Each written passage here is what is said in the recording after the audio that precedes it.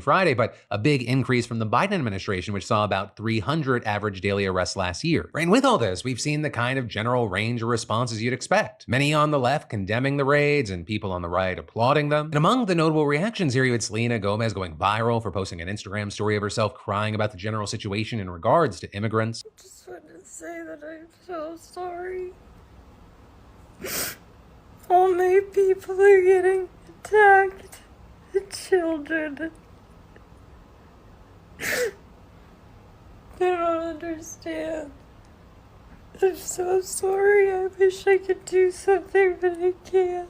I don't know what to do. I'll try everything, I promise. And so that got a ton of attention in a number of places, but especially on X. It was trending super high this morning and getting a lot of mixed reactions. Right, on one side, you had a lot of people condemning Selena and the video, accusing her of trying to get attention, saying that celebrities shouldn't weigh in on these matters. Others also taking aim at her views about immigrants or calling for her to be deported, though she was born in Texas. And in fact, it appears that that video got so much backlash and attention that Selena ended up deleting it and posted another story with the text, apparently it's not okay to show empathy for people. Though there, it appears that she's now deleted that as well. But then also, on the other side, there were plenty of people defending her, arguing among other things that it is important for celebrities to speak out and that we encourage them to do that, so we shouldn't tear them down when they do. People also pointing out that she's been vocal about immigration for years, even producing a Netflix documentary back in 2019 about undocumented families in the States. But then also beyond that, right, expanding it a bit, we saw a number of people slamming the Trump administration's decision to allow ICE raids in so-called sensitive locations like churches, hospitals, and schools. With very notably there, that including top clergy leaders like the U.S. Conference of Catholic Bishops, USCCB, which issued a statement saying, turning places of care, healing, and solace into places of fear and uncertainty for those in need while endangering the trust between pastors, providers, educators, and the people they serve will not make our communities safer. But that statement also attracted its own backlash from Vice President J.D. Vance, who slammed the remark. As a practicing Catholic, I was actually heartbroken by that statement.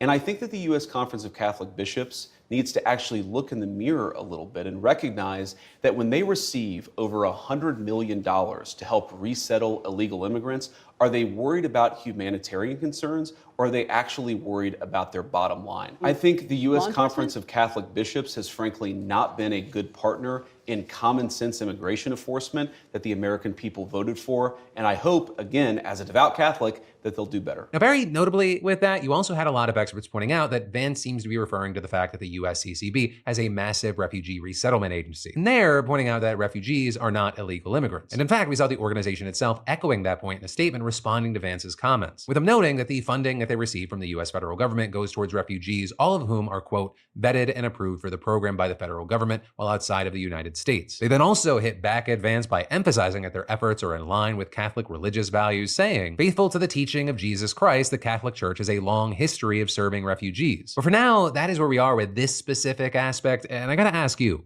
what are your thoughts with all this? You know, whether it be this news or something else that stands out to you today, I'd love to hear from you in those comments down below, because I want this, yes, to be a news show, but also a conversation. And in fact, that's why we end every show with a dive into the previous show's comments. But then next up today, it's not just raids. Donald Trump just started his administration's first large-scale deportation flights of migrants this weekend, and it has been dramatic. With the situation reportedly hurting relations with multiple Latin American countries, it nearly sparked a trade war, and it possibly led to a unique deal with El Salvador. But let's start with Colombia, because yesterday morning, some military planes filled with would-be deportees were supposed to leave from San Diego to Colombia. However, that plan then had to be scrapped after Colombia denied the plane's entry. And things quickly progressed from there. You know, just after the news broke that Colombia wasn't going to play ball, Trump wrote on Truth Social, I was just informed that 2 repatriation flights from the United States with a large number of illegal criminals were not allowed to land in Colombia. This order was given by Colombia's socialist president, Gustavo Petro, who was already very unpopular amongst his people. Petro's denial of these flights has jeopardized the national security and public safety of the United States, so I have directed my administration to immediately take the following urgent and decisive retaliatory measures. With him then going on to threaten some serious penalties on Colombia for this move, such as a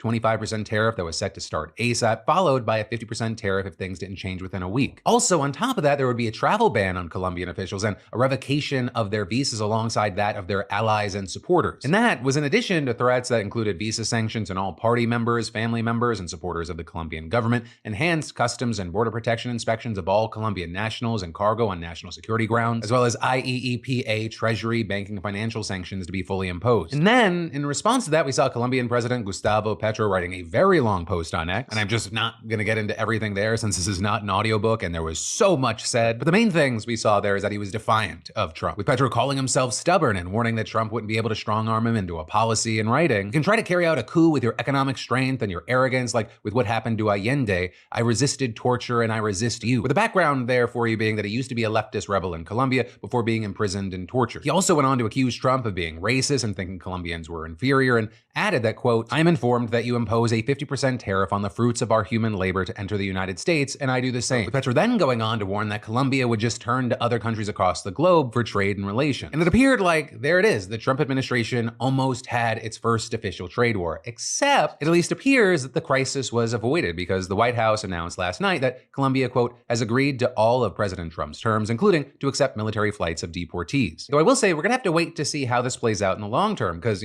Trump did say that the threats that he made would be held in reserve. And if we did see these tit-for-tat tariffs being imposed, it would mean we'd probably be paying way more for coffee, as that's one of Colombia's biggest exports to the States. Now also with this, notably, Colombia's foreign minister seconded that some kind of deal was in place, saying in a televised address that we have overcome the impasse with the United States government. Now there, I will say, looking at the specifics of this mess, it appears that one of the issues seemed to be how the Trump administration was deporting people. Or we saw Colombian officials saying they felt that their citizens weren't being treated with dignity by being thrown onto military planes, which aren't exactly known for their comfort. And so because of this, Petro announced that the presidential plane would be available to pick up deportees. Also, I'll say that the use of military planes to conduct these flights, it does seem to be controversial with a number of countries, because it wasn't just Colombia that denied the flight, right? Mexico actually similarly denied such a flight this weekend. Though I will say that got overshadowed by a looming trade war and troops along the border to stop what Trump's called a migrant invasion. Though that's not to say that all such flights were denied. Where reportedly Guatemala took in the flights on Friday without any issues. Although even in situations where commercial planes were used for otherwise routine deportation flights, there were other problems. Like with on Saturday, for example, when Brazil reportedly was outraged after 88 deportees who agreed to go back to Brazil arrived in handcuffs. With one person on the flight who was a 31-year-old computer technician claiming, on the plane, they didn't give us water, we were tied hands and feet, they wouldn't even let us go to the bathroom. And another claiming things have already changed with Trump, immigrants are treated as criminals. Also, another issue throughout all this is how to deal with asylum seekers. Because Trump tried to announce that he was reinstating the Remain in Mexico policy, which pretty much meant that asylum seekers would have to sit around in Mexico while their case was processed. However, with that, we saw Mexico's president saying that even reinstating the policy would need a bilateral agreement, and they haven't given that, which is possibly why the Trump administration is exploring a unique asylum agreement with El Salvador, where so pretty much instead of accepting refugees ourselves, we would send them to a safe third country, in this case, El Salvador. With one of the things bolstering this plan is the fact that unlike the last time that Trump was in office, El Salvador is a vastly more safe country. Now that arguably there came at the cost of a lot of civil rights, but the fact remains that crime overall has plummeted. In fact, so much so that it went from the murder capital of the world to having the fewest in the Western Hemisphere. Though I will say that the details of the plan there are still in the works, so we're gonna have to wait and see how that goes. But while we wait to see how things are gonna play out on all these different fronts, I gotta pass the question off to you. What are your thoughts here? But then to shift gears to a different kind of news, it has been a bad few days to be in the AI business if you're an American or European. Because we just saw the software and hardware companies underpinning the industry losing at least $1 trillion in valuation after a group of Chinese researchers released DeepSeek. So the company behind DeepSeek actually first released it in late December before getting its most recent R1 update on January 20th. But since then, independent researchers have tested it and reportedly found it is far more efficient and arguably more powerful than ChatGPT, which used to be the premier large language model AI. With reports also saying that DeepSeek has a bunch of other features that are unique and interesting for AI nerds. With, for example, one being that it apparently is more transparent about how it gets an answer and delivers a train of thought that